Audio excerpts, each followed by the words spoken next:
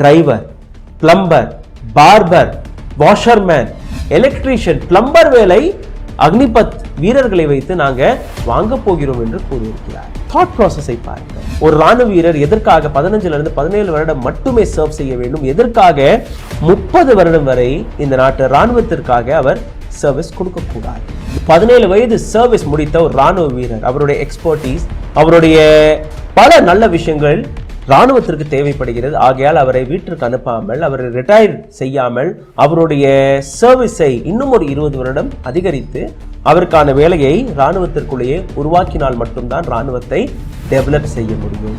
இந்த நாட்டில் இருக்கக்கூடிய அரசாங்கம் கூவி அமேசான், பிளிப்கார்ட்டில் எண்ட் ஆஃப் சீசன் சேல் போன்ற பல ஆஃபர்களை கொடுத்து வருகிறார்கள்.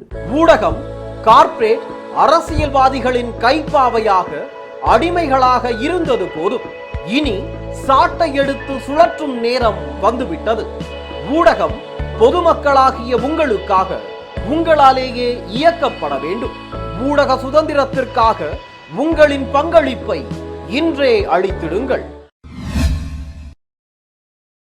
வணக்கம். என் கையில் இருக்கக்கூடிய இந்த காகிதம், அதாவது அக்னிபத் திட்டத்திற்கு ஆதரவு கொடுக்கும்படியா அல்ல அதை எதிர்த்தா? நவம்பர் 2020ஆம் ஆண்டு இந்த சஜஷன்ஸ்கள் கொடுக்கப்பட்டது இந்தியன் ஆர்மிக்கு.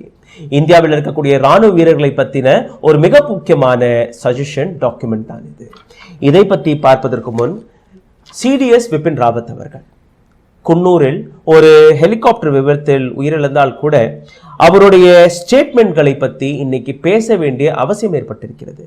அப்படி சிடிஎஸ் பிபின் ராவத் அவர்கள் உயிருடன் இருந்திருந்தால் அக்னிபத் என்கிற இந்த திட்டத்தை அமலில் கொண்டு வந்திருக்க முடியுமா? அவருடைய தாட் ப்ராசஸ், அவருடைய சிந்தனை அக்னிபத் போன்ற திட்டத்திற்கு ஆதரவு கொடுக்கும்படி இருந்ததா அல்ல அதை எதிர்த்து இருந்ததா? அவருடைய சிந்தனை நீங்க பார்த்தீர்கள்னா இந்த நாட்டில் இருக்கக்கூடிய ராணுவ வீரர்களுடைய ரிட்டையர்மெண்ட் ஏஜை பத்தி பல ஸ்ட்ராங்கான டிசிஷன்களை எடுக்க இருந்திருந்தார் சிடிஎஸ் ராவத் அவர்கள். இது மட்டுமல்லாமல் பென்ஷன் திட்டங்களை பற்றியும் பல மேடைகளை பேசியிருக்கிறார். அவருடைய தாட்ஸ்களை வெளிப்படையாக பேசியிருக்கிறார். நியூஸ் பேப்பர்களில் பல ஆர்டிகல்களை நான் இன்னைக்கு சேகரித்து வந்திருக்கிறேன். அதாவது சிடிஎஸ் ராவத் அவர்கள் இந்த நாட்டு ராணுவ வீரர்களை பற்றி என்ன நினைத்தார், எந்த விதமான திட்டத்தை அமலில் கொண்டு வர இருந்தார் என்று நீங்க இந்த பதிவில் பார்க்க இருக்கிறீர்கள். ஆனால் இதற்கு முன் இன்னும் ஒரு மிக முக்கியமான விஷயத்தை நீங்க பார்க்க வேண்டும்.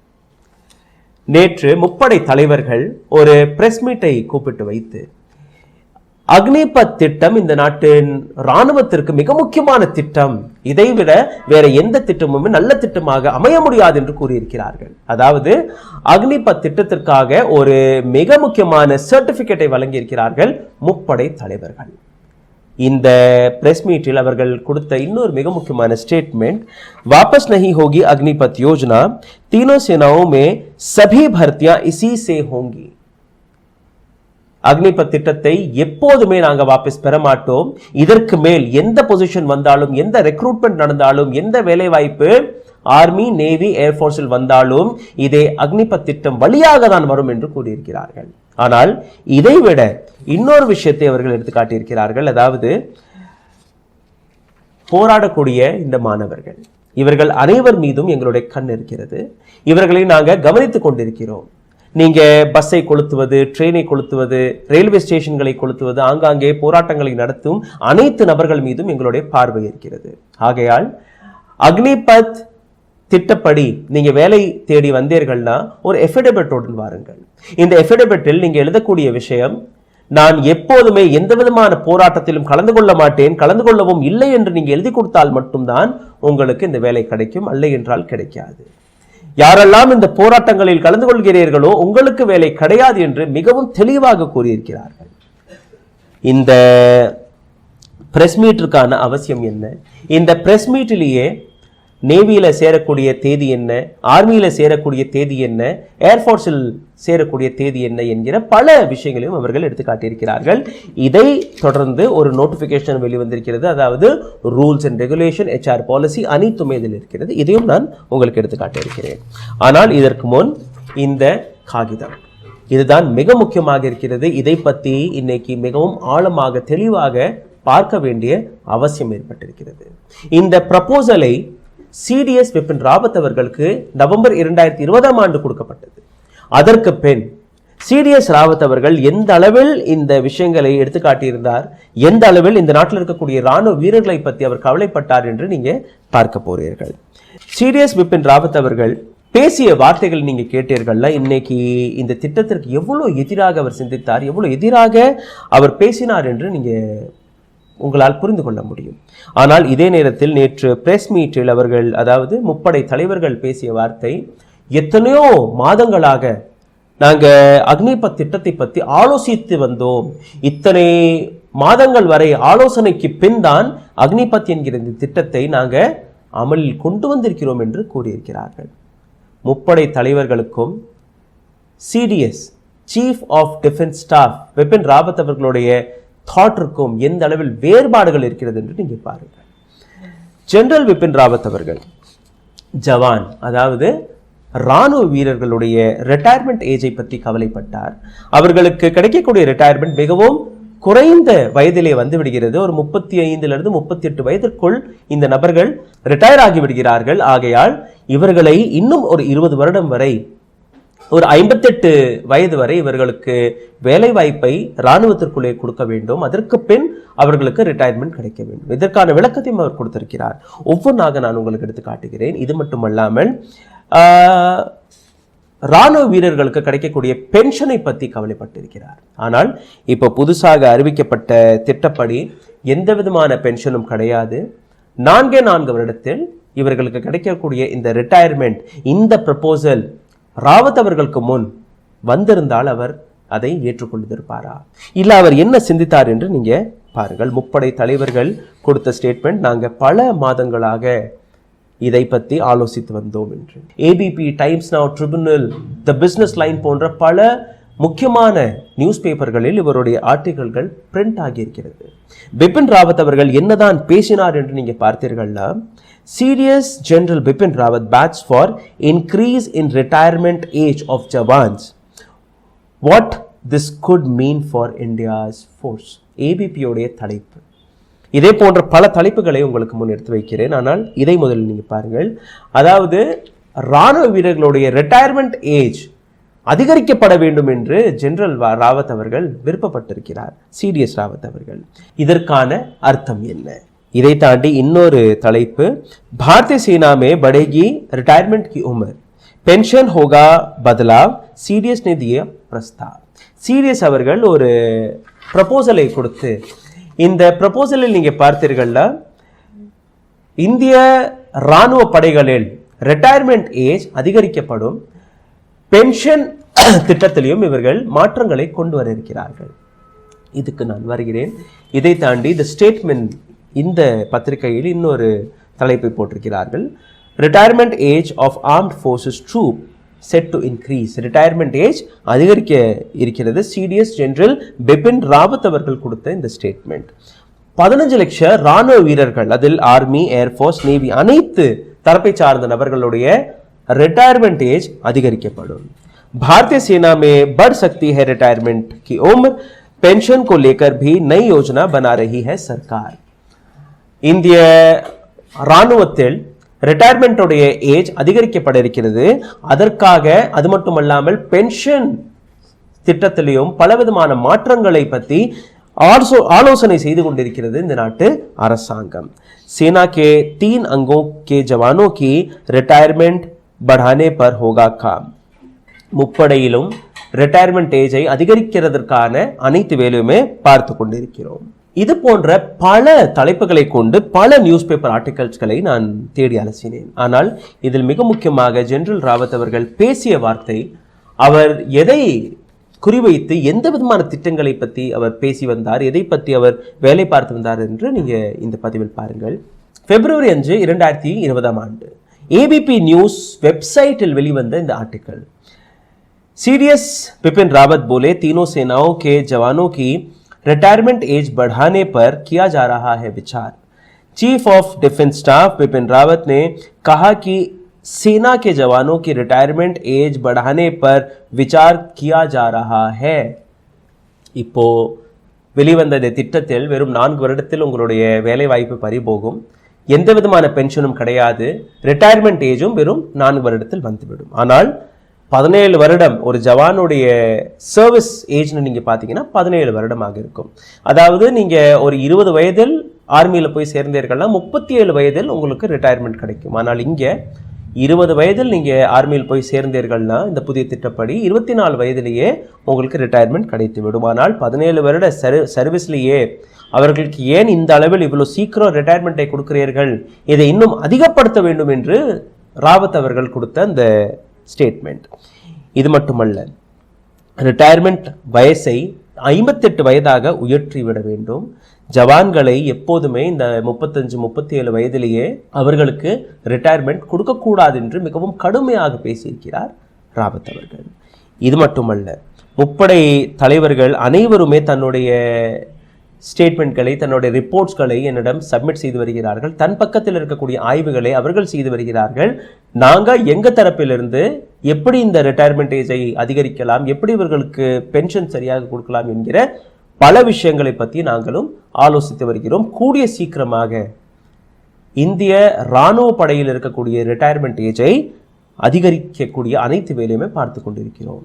இப்போ நீங்க பார்த்தீர்கள்னா 2 நாட்களுக்கு முன் வெளிவந்த இந்த பிரஸ் மீட்டில் முப்படை தலைவர்கள் கொடுத்த பதிலை பார்த்தீர்கள்னா, நாங்க இந்த விஷயத்தை பற்றி பல மாதங்களாக ஆலோசித்து வருகிறோம் என்று கூறியிருக்கிறார்கள். ஆனால் ஜெனரல் ராவத் அவர்கள் கூறிய வார்த்தை ரிட்டையர்மெண்ட் ஏஜை அதிகரிக்கிறதற்காக, பென்ஷனை பற்றி ஆலோசிப்பதற்காக நாங்க வேலை பார்க்கிறோம் என்று அவர் கூறியிருக்கிறார். ஆனால் இவர்கள் பேசக்கூடிய விஷயம் நாங்க இந்த புதிய திட்டத்தை பற்றி தான் பேசி வந்தோம் என்று. யாரை உண்மை என்று நீங்க நினைப்பீர்கள், யாரை நம்புவது, யாரை நம்பக்கூடாது என்று ராவத் அவர்கள் பேசிய ஒவ்வொரு வார்த்தையும் உங்களுக்கு படித்து காட்டுகிறேன். இதற்கு மேல் நீங்களே புரிந்து கொள்ளுங்கள். ராவத் அவர்கள் ஜவான் மற்றும் ஆபீசர்கள் இந்த 2 தரப்பை சார்ந்த நபர்களுக்கு நடுவே இருக்கக்கூடிய அந்த கேப்பையும் அவர் கொஞ்சம் க்ளோஸ் செய்ய பார்த்திருக்கிறார். அதாவது ஆபீசர்களுக்கு 58 வயதில் எப்படி ரிட்டையர்மெண்ட் கிடைக்கிறதோ அதே முறையில் ஜவான்களுக்கும் கிடைக்க வேண்டும் என்று அவர் கூறினார். ஜெனரல் ராவத் கூறிய இந்த ஸ்டேட்மெண்ட்டை நீங்க பார்க்கும்போது ஆபீசர்கள், அதாவது உயர் பதவியில் இருக்கக்கூடிய ஆர்மி ஆபீசர்கள் 54 வயதிலிருந்து 58 வயதில் ரிட்டையர் ஆகி வருகிறார்கள் சாதாரணமாக. ஆனால் இதே நேரத்தில் ஜவான்களுடைய வயதை நீங்க பார்த்தீர்கள்னா 37-38 வயதிலேயே அவர்கள் ரிட்டையர் ஆகி விடுகிறார்கள். அதாவது ஒரு நபர் 20 இல்ல 21 வயதில் ஆர்மியில் போய் சேர்ந்தால் 17 வருட சர்வீஸை முடித்து பார்க்கும்போது 37-38 வயதிலேயே அவர் ரிட்டையர் ஆகி விடுகிறார். 54 இருந்து 58 வயதான ஆபீசருடைய அவர்களுக்கு கிடைக்கக்கூடிய பெனிஃபிட்டை நீங்க பார்த்தீர்கள்னா, அவருடைய குழந்தைகள் நல்ல பொசிஷனில் இருப்பார்கள், செட்டில் ஆகி விடுவார்கள். அவர்களுடைய குழந்தைகளுக்கு திருமணம் கூட நடந்துவிடும். இன்னும் ஒரு சில இடங்கள் நீங்க பார்த்தீர்கள்னா பேரம்பேத்தி கூட எடுத்திருப்பார்கள். அந்த நேரத்தில் போய் அவர்களுக்கு ரிட்டையர்மெண்ட் கிடைக்கும். ஆனால் ஜவானை பொறுத்தவரையில் 37 இருந்து 38 வயது ஒரு நபருடைய வாழ்க்கை தொடங்கக்கூடிய அந்த தருணத்திலேயே அவர் ரிட்டையர் ஆகி விடுகிறார். அவருடைய குழந்தைகளுடைய படிப்பு, அவர்கள் செட்டில் ஆகக்கூடிய பல விஷயங்கள் அப்படியே இருக்கும் போதே அவர் ரிட்டையர் ஆகும் போது வரக்கூடிய சம்பளம் பாதியாக குறையும் போது அவர் எப்படி தன்னுடைய வாழ்க்கையை நடத்துவார் என்கிற ஒரு மிக முக்கியமான கேள்வியை ராவத் அவர்கள் எடுத்து வைத்தார். ஆகையால் 37-38 வயதில் ஜவான்களுக்கு ரிட்டையர்மெண்ட் கிடைக்கக்கூடாது.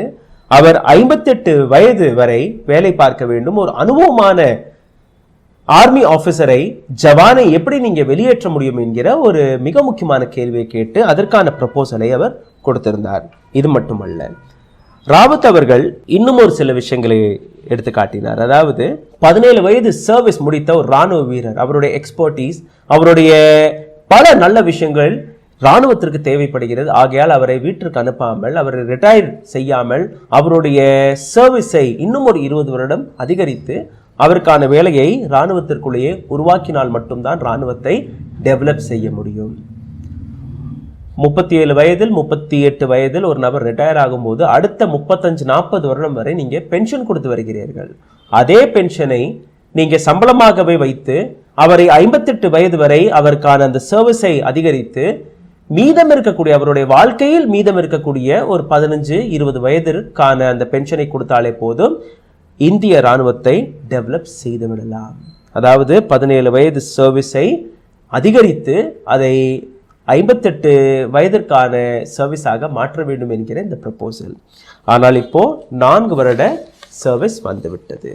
இதே நேரத்தில் நீங்க பார்த்தீர்கள்னா என் கையில் இந்த நோட்டிபிகேஷன் இருக்கிறது. நான் தொடக்கத்திலே காட்டியபடி இந்த நோட்டிபிகேஷன் நீங்க பார்த்தீர்கள்னா ராணுவத்தில் இருக்கக்கூடிய அதிகாரிகள், அங்க இருக்கக்கூடிய ஜவான்ஸ்கள், அதாவது colonel, brigadier, major general, lieutenant general போன்ற அனைத்து நபர்களுடைய ரிட்டையர்மெண்ட் ஏஜை எப்படி அதிகரிக்கலாம் என்று அதையும் எழுதியிருக்கிறார்கள். அதாவது கர்னலுக்கு 57 வயது ரிட்டையர்மெண்ட், பிரிகேடியருக்கு 58 வயதிற்கான ரிட்டையர்மெண்ட், மேஜர் ஜெனரலுக்கு 59, லெப்டினன்ட் ஜெனரல் எப்படி இருக்கிறதோ அதே முறையில் இருக்கலாம், அதாவது 54 வயதில்.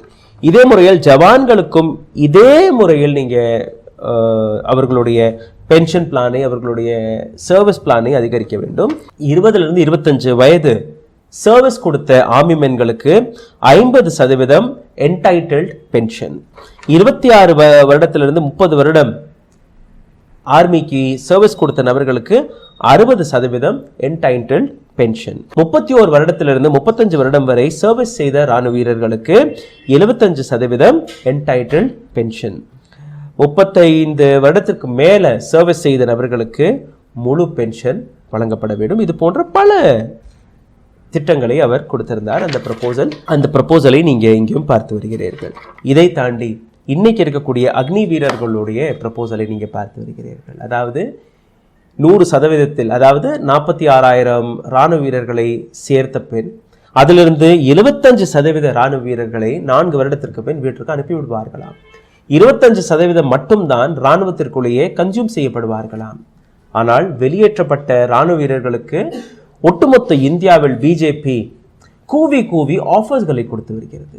இந்த ஆஃபர்ஸ்கள் எந்த விதமான ஆஃபர் என்று நீங்க பாருங்கள். கைலாஷ் விஜய் வர்கியா போன்ற நபர்கள் பிஜேபி கட்சிக்கு வெளியே கேட் இருக்கிறது. அந்த கேட்டில் ஒரு செக்யூரிட்டி கார்டு தேவைப்படுகிறார். அந்த செக்யூரிட்டி கார்டுக்கான வேலை இதே அக்னிபத் வீரர்களுக்கு கொடுக்கப்படும் என்று கூறியிருக்கிறார். இவர் மட்டுமல்ல, ஜி கிருஷ்ண ரெட்டி அவர்கள் டிரைவர், பிளம்பர், பார்பர், வாஷர்மேன், துணி துவைக்கக்கூடிய நபர், இது போன்ற அனைத்து வேலைக்கான ஸ்கில் டெவலப்மெண்ட்டை அக்னிபத் வீரர்களுக்கு நாங்கள் கொடுக்க இருக்கிறோம் என்று கூறியிருக்கிறார். அது போன்ற வேலைகள் இதே அக்னிபத் வீரர்களுக்கு கிடைக்கும் என்று கூறியிருக்கிறார். எலக்ட்ரீஷியன், பிளம்பர் வேலை அக்னிபத் வீரர்களை வைத்து நாங்க வாங்க போகிறோம் என்று கூறியிருக்கிறார். தாட் ப்ராசஸை பாருங்கள். ஜெனரல் பிபின் ராவத் அவர்கள் உயிருடன் இருந்திருந்தால் நடந்திருக்குமா? த ட்ரிபியூன் என்கிற ஒரு நியூஸ் பேப்பர், பஞ்சாப்ல இருந்து வெளிவரக்கூடிய இந்த நியூஸ் பேப்பர், இதில் என்ன எழுதியிருக்கிறார்கள் நீங்க பாருங்கள். Retirement age of army jawan to increase, says general Bipin Rawat. The move could benefit almost 15 lakh men in 3 armed forces. Retirement age, அதாவது ரிட்டையர் ஆகக்கூடிய வயதை நாங்கள் கூட்ட இருக்கிறோம் என்று கூறியிருக்கிறார் ஜெனரல் பிபின் ராவத். இந்த திட்டம் வந்துவிட்டால் 15 லட்சத்திற்கும் மேற்பட்ட ராணுவ வீரர்கள், முப்படையில் இருக்கக்கூடிய ராணுவ வீரர்களுக்கு இதற்கான லாபம் போய் சேரும் என்று கூறியிருக்கிறார். இங்கே மட்டும் நிற்கவில்லை. இதே நேரத்தில் இவர் கூறிய இன்னொரு விஷயம், why should Jawan serve just for 15 or 17 years? Why cannot he serve 30 years? ஒரு ராணுவ வீரர் எதற்காக 15 இருந்து 17 வருடம் மட்டுமே சர்வ் செய்ய வேண்டும்? எதற்காக 30 வருடம் வரை இந்த நாட்டு ராணுவத்திற்காக அவர் சர்வீஸ் கொடுக்க கூடாது? மிக முக்கியமான கேள்வியை சிடிஎஸ் பிபின் ராவத் அவர்கள் எழுப்பியிருந்தார். இதே முறையில் இன்னொரு பத்திரிகை த ஸ்டேட்ஸ்மேன், இந்த பத்திரிகையிலும் இதே ஸ்டேட்மெண்ட் எழுதியிருக்கிறார்கள். மே 13 வெளிவந்த இந்த article, retirement age of armed force troops set to increase, CDS general Bipin Rawat. இதே முறையில் இவர் பேசிய இன்னும் ஒரு சில விஷயங்கள். I am looking at man power cost. Why should Jawan serve just 15 to 17 years? Why cannot he serve for 30 years? Man power காஸ்டை நான் பார்க்கிறேன். எதற்காக 15-17 வருட ரிட்டையர்மெண்ட் ஏஜில் இவர் போகிறார்கள்? இவர்களுடைய வேலையை இன்னும் அதிகரித்து இவருடைய குவாலிட்டி ஆஃப் சர்வீஸை ஆர்மியே ஏற்றுக்கொள்ள வேண்டும். அவர்களுடைய சர்வீஸ் 30 வருடமாக உயர்த்தப்பட வேண்டும் என்று கூறியிருக்கிறார். मुझे लगता है कि सेना के 1/3 कर्मी 58 साल तक सेवा दे सकते हैं. आज आप एक जवान को 38 साल में घर भेज रहे हैं और 70 साल तक जीवित रहा, इसलिए 17 साल की सेवा के लिए 30 से 32 साल तक पेंशन देते हैं. जवानों को 38 साल तक की सेवा क्यों नहीं देनी चाहिए? 20 साल तक की पेंशन दीजिए. हम इस पर पवित्र का प्लान बना रहे हैं. அதாவது ராணுவ வீரர்கள் 58 வயது வரை வேலை பார்க்க முடியும். ஆனால் அவர்களை 38 வயதிலே நீங்க வீட்டுக்கு அனுப்பி விடுகிறீர்கள். வீட்டிற்கு போன பின் 70 வயது வரை அவர் உயிருடன் இருக்கிறார். அவர் கொடுத்த சேவை 17 வருடம் மட்டும்தான். ஆனால் அவர்களுக்கு நீங்க கொடுக்கக்கூடிய பென்ஷன் 32 இருந்து 32 வருடம் வரை. எதற்காக? இன்னும் ஒரு 20 வருடம் சேர்த்து அவருடைய சர்வீஸை 38 வருடமாக ஆக்கி அதற்கு மேல் எந்த வயது வரை அவர் உயிரோடு இருக்கிறாரோ அப்போ வரை அவருக்கு பென்ஷனை கொடுக்கலாம். அடுத்த ஒரு 20 வருடம் நீங்க பென்ஷனை கொடுக்கலாம் என்று கூறியிருக்கிறார். இந்த அளவில் இவர் பேசியதற்கு பின்னாடி இருக்கக்கூடிய அர்த்தத்தை நீங்க புரிந்து கொள்ள வேண்டும். ஜெனரல் பிபின் ராவத் மிக தெளிவாக பேசிய ஒரு வார்த்தை, ஒரு விஷயம், ஜவான்கள் அதாவது இளமையாக இருக்கக்கூடிய நபர்கள் மட்டும்தான் பேட்டில் கிரவுண்டில் இருக்க வேண்டும். ஆனால் அந்த சர்வீஸ் முடிந்த பின் அவருடைய அனுபவம், அந்த ராணுவ வீரருடைய சர்வீஸ் மிக முக்கியமாக இருக்கிறது. அந்த அளவில் அவர் இந்த நாட்டு ராணுவத்தை புரிந்திருப்பார்.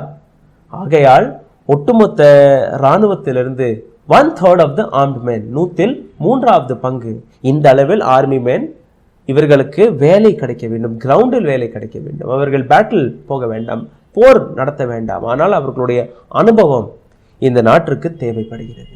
ஆகையால் அவர்களுடைய சர்வீஸை தொடர்ந்து பெற்றுக்கொள்ள வேண்டும். ஆனால் இப்போ வெளிவந்த இந்த திட்டத்தை நீங்க பார்த்தீர்கள்னா எந்த விதமான சப்போர்ட்டும் இல்லாமல், எந்த விதமான பென்ஷனும் இல்லாமல் அவர்களுக்கு வாழ்க்கை முழுவதும், அதாவது 20 வயதில் ஒரு நபர் சேர்கிறார் என்றால் 24 வயதிலே ரிட்டையர்மெண்ட்டை கொடுத்து வீட்டிற்கு அனுப்பிவிடுங்கள், நோ ஜாப் ஆப்பர்ச்சுனிட்டி என்று ஒரு ஸ்டாம்பை கொடுத்து விடுங்கள். ஆனால் இந்த நாட்டில் இருக்கக்கூடிய அரசாங்கம் கூவி அமேசான், பிளிப்கார்ட்டில் எண்ட் ஆஃப் சீசன் சேல் போன்ற பல ஆஃபர்களை கொடுத்து வருகிறார்கள். ஆனால் பிபின் ராவத் அவர்களுடைய தாட்டை நீங்க கேட்டீர்கள். அவர் எடுத்துக்காட்டிய அந்த ப்ரப்போசலையும் நீங்க பார்த்தீர்கள். நேற்று முப்படை தலைவர்கள் கொடுத்த ஸ்டேட்மெண்ட், நாங்கள் நீண்ட நாட்களாக இந்த திட்டத்தை பற்றி தான் சிந்தித்து வருகிறோம். ஆனால் பிபின் ராவத் அவர்கள் சீஃப் ஆஃப் டிஃபென்ஸ் ஸ்டாஃப் கொடுத்த ஸ்டேட்மெண்ட் வேறாக இருக்கிறது. சிந்தித்து பாருங்கள். நன்றி, வணக்கம். ஊடகம் கார்ப்பரேட் அரசியல்வாதிகளின் கைப்பாவையாக, அடிமைகளாக இருந்தது போதும். இனி சாட்டை எடுத்து சுழற்றும் நேரம் வந்துவிட்டது. ஊடகம் பொதுமக்களாகிய உங்களுக்காக, உங்களாலேயே இயக்கப்பட வேண்டும். ஊடக சுதந்திரத்திற்காக உங்களின் பங்களிப்பை இன்றே அளித்திடுங்கள்.